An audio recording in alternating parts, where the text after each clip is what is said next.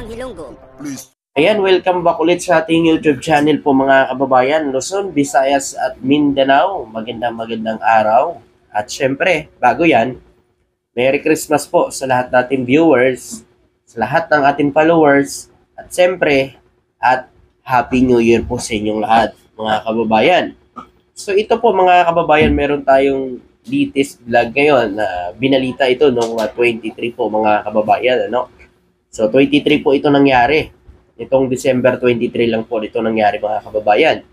So ang tanong dito, kaya tanggapin ito ng mga didiles na mismo sa idolo nila na galit sa droga, doon ho nangyayari ito mga kababayan ngayon. Meron kasi pong nasabat mahigit 3.2 million na halaga ng shabu ang ating mga kapulisan sa checkpoint doon po sa Davao, mga kababayan. Di ba nga, yung taga Davao, pinagyayabang pa nga ng mga didilis na malinis ang Davao, walang droga ang Davao, mga kababayan, no? Sinasabi nila palagi yan ang binabato nila palagi. Di ba? Sabi nila sa mga BBM supporters, mga post nila palagi na malinis daw yung Davao. Mga kababayan, ano yan? Ano yan? 3.2 million ang nasabat sa checkpoint ngayon, mga kababayan, ng ating mga kapulisan. Napakaganda ng laban ng ating Pangulo kontra droga dito sa bansa natin. Kasi wala hong namamatay, mga kababayan, pero ang nahuhuli ay yun talagang mga nagbibenta. Hindi ho yung mga user. Diba? Yung talaga yung nagbibenta yung tinatarget. Good job, mahal na Pangulo.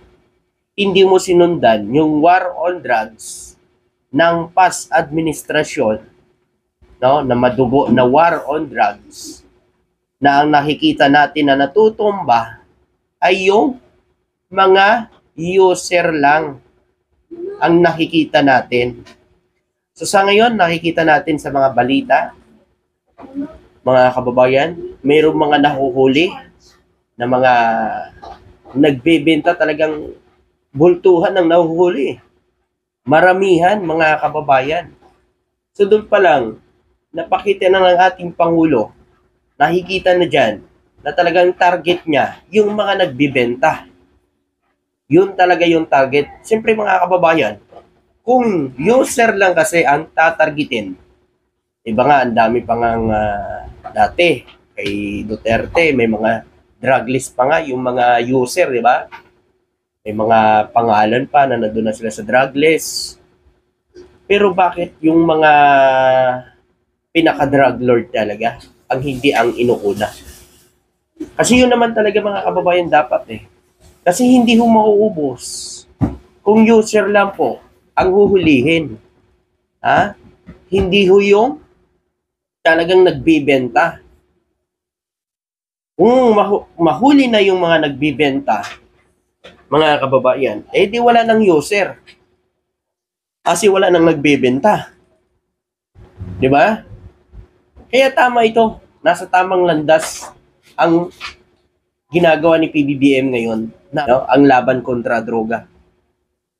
Mga kababayan, maganda ang pagpapatupad ni BBM. Walang naaapakan na karapatan ng tao, walang nadadamay na mga inosente. Na alam naman natin, nung past administrasyon talagang marami hong nadamay na mga inosente, mga kababayan.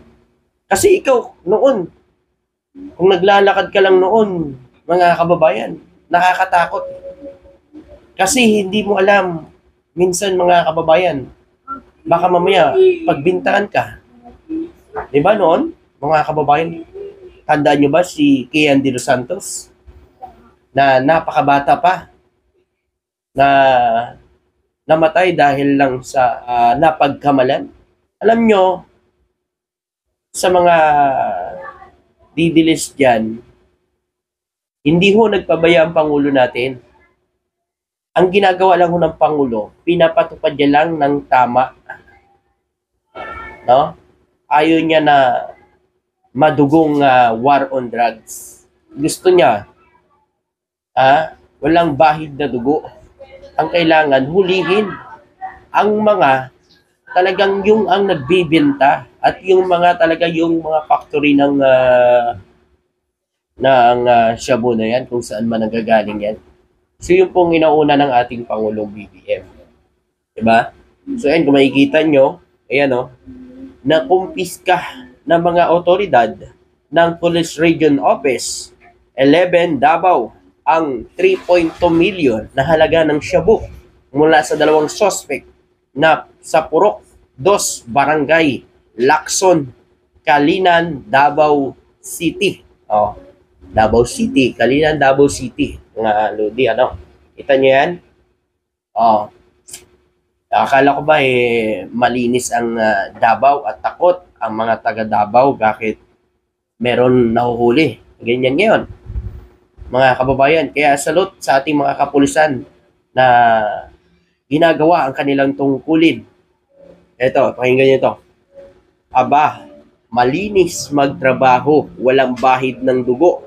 BBM the best leader. Yes, totoo yan mga kababayan. Kasi alam nyo kasi mga kababayan, ang inuuna niya dito, actually yung mga ano talaga yung mga nagbibenta. Hindi ho yung mga user. Yung mga supplier ng droga, yan talagang inuuna niya. Bloodless war on drug ni PBBM, nakasabat na mahigit 20 billion halaga na illegal na droga ngayong 2024. Grabe 20 billion na halaga na droga ang nasabat ngayong 2024 mga kababayan. Pero wala ho tayong naririnig na merong namamatay. Nung panahon ni Duterte, meron ba tayong nabalitaan na ganito kalaking droga na nasabat? Yung galit sa droga, meron ba tayong nabalitaan nun? Wala. Mga kababayan, ang nababalitaan natin palagi, meron natutumba na mga user. Meron mga namamatay ng lalaban. Ang nahuhuli lang, yung isang sachet na shabu, asphaltic na baril, yun lang ang nababalitaan natin. Pero nyo mga kababayan, kay PBBM, 20 billion ngayong 2024. Mga kababayan, pero wala ho tayong nabalitaan na meron namatay. Diba? Kaya bilib ako sa ating Pangulo na hindi niya sinundan yung war on drugs ni Duterte na alam niyang mali. Hindi tama, mga kababayan, ang pagpapatupad ng war on drugs na yun. Oo, tama kayo. Nabawasan ng addict. Pero, meron din na mali ang nangyari. Kasi alam niyo kung bakit? Meron ho mga nadamay na mga inosente, mga kababayan. Kasi kung ipapatupad yung war on drugs na yan na sinundan ni BBM yan, matik yan mga kababayan, maraming madadamay na mga kabataan at iba pang mga inosenteng mga kababayan natin. Pero bilib ako sa ating Pangulo dahil hindi niya sinundan. Hindi niya sinunod kasi alam niyang may mali sa war on drugs na yon. Isang matagumpay na taon muli ang nakamit ng administrasyon ni Pangulong Bongbong Marcos matapos matagumpay ang bloodless war on drugs ay niya ng PNP. Tagumpay ito ng mga Pilipino dahil deserve ng mga Pilipino ang ligtas at drug-free na komunidad. Narinig nyo mga didiles? Talagang ang Pangulong BBM natin kasi mga kababayan, talagang maka-Pilipino. Diba? Mahal niya tayong mga Pilipino. Kaya sa mga kababayan natin, magbago na ho tayo. Maghanap tayo, magbalat tayo ng buto. Magtrabaho tayo. Huwag nating sirain ang buhay ng kapwa nating Pilipino. Dahil lang dyan sa mga illegal na gawain na yan. Magbago na ho tayo mga kababayan. Magtrabaho tayo. Maraming trabaho ngayon. Huwag ho yung pangmadalian lang nakita. Kasi madalian lang din yan Ang madali ang kita, mabilis lang din yan. Mawala. mga kababayan. Kaya maghirap tayo, pakainin natin yung mga pamilya natin ng yung pinaghirapan natin. Kaya maraming Pilipino ang nagugustuhan sa ginagawa ng ating PBBM, mga kababayan. Luwas pa dun sa pagbibigay niya ng mga titulo ng lupa, pabahay, at mga ginagawang mga proyekto dito sa bansa natin. Nagugustuhan din ng taong bayan itong war on drugs na ginagawa niya ngayon, na hindi ho mga user o ano ang nahuhuli, kundi talaga yung mga nagbibenta. Talaga yung mga supplier ang mga nahuhuli, mga kababayan. At hindi lang yung mga nagugustuhan nila yung mga pati yung mga smuggler, yung mga nagdadala ng mga produkto na hindi nagdadaan sa tamang proseso. So, napakaganda ng ginawa ni BBM. Kapag mayroong mga nahuhuli ng mga smuggler, nagpapasok ng mga produkto dito na hindi nagbabayad ng buwis at hindi nagdadaan sa tamang proseso ng gobyerno, ay hinuhuli at ibinibigay sa taong bayan. Diba nga, merong makarel na nahuli, no, mga kababayan, yun, pinagbigay din ni PBBM. At bigas, no, yung bigas din. So, pinagbibigay din yun ni PBBM. So, dapat lang, diba? Tama yung ginawa ni BBM. At least nakita ng tao, yung mga nahuli ng mga smuggler na yon ay ibinigay sa taong bayan. Para madala itong mga smuggler na mahilig magpasok ng mga paninda na hindi ho nagdadaan sa ating tamang proseso ng gobyerno, mga kababayan. Kaya tama ang ginagawa ni PBBM. At hindi lang yan, mga kababayan. No? Mapoprotektahan pa ng ating Pangulo itong ating mga magsasaka na sila ang natatamaan kapag merong mga smuggler na pumapasok dito sa bansa natin. Kaya good job sa ating Pangulong BBM dahil talagang ginagawa niya ang kanyang trabaho at talagang para sa Pilipino ang kanyang serbisyo, mga kababayan. Hindi sa pailang-ilang mga Pilipino lang, kundi para sa taong bayan. Kaya, tingnan nyo to. Yan, tumaas ang trust rating ng ating Pangulong BBM dahil yan sa magandang ginagawa ng ating Pangulo, mga kababayan. Diba? Umakit na naman ng 61.1%, mga kababayan. Dating 59.6%, ngayon umakit pa, no, mga kababayan. O ganun ho, ang taong bayan nagtitiwala na sa ating Pangulong BBM na nasa tamang landas po ang ginagawa niya dito sa bansa natin, mga kababayan. Kahit magka-Lisorbe naman, nakikita natin sa Lisorbe, nakikita na ng taong bayan, maganda ang pamamalakad ni BBM. Yun nga lang kasi, yung mga didiliso, mga kababayan, ay yun po yung, hindi ko alam kung mga bulag o talagang nagbubulag-bulagan, ano, mga kababayan, na banatan pa nila ang PBBM natin, kahit wala namang ginagawa sa kanila. At wali, yung amo nila, yun lang naman ang naninira kay BBM. Hindi naman si BBM ang naninira di ba?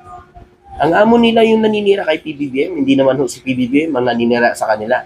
Tsaka, yung amo nila, wala na ho yan sisirain dyan kasi sila na mismo nagsisira sa sarili nila di ba? Sila na mismo ang sumisira sa sarili nila, mga kababayan. Kaya, para lang may maisisi, isisi nila sa ating gobyerno at kay PBBM ngayon ang mga ginagawa nilang kamalian. Diba? Kaya sabi nga nila, corrupt daw si BBM. Sabi ko nga kung bunganga lang ho ang basihan natin, kaya ho yan gawin ng mga normal na Pilipino. Ang hirap lang kasi patunayan. Mahirap patunayan ang sinasabi nilang corrupt kung laging bunganga lang ang mukhang bibig tapos walang ebidensya na ipinapakita. Si PBBM mayaman na yan. Mga kababayan noon pa. Hindi na yan magnanakaw, mga kababayan. Sa dabi ba ng pera na yan? Sa dabi na ng pera ng mga Marcos. Di ba?